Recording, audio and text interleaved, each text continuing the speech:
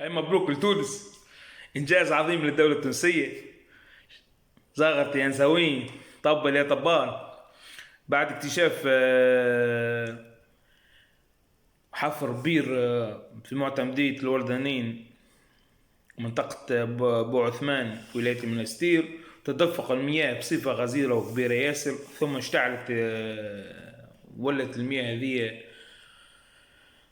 نار.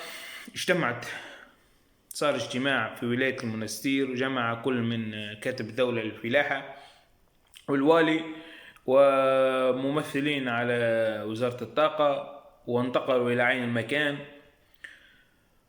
وحدث معناه ما لم يكن في الحسبان، أو ما كان في الحسبان، أو ما كان متوقعا.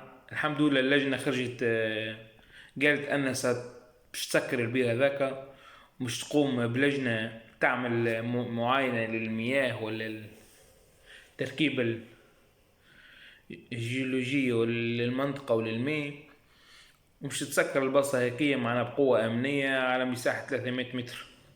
مش يعملوا لجنة يشوفوا فيها معناها شنو مش يتصرفوا في جرة الواحد. ربي يصبر الفلاح. وهذيك حال تونس. الأرض نطقت من جوانبها، كما نقول احنا من جنابها نطقت، والنفع الله. ما عادش تحكوا على الثروات، ما عادش تحكوا حتى شيء. بلاد ذاك الله غالب.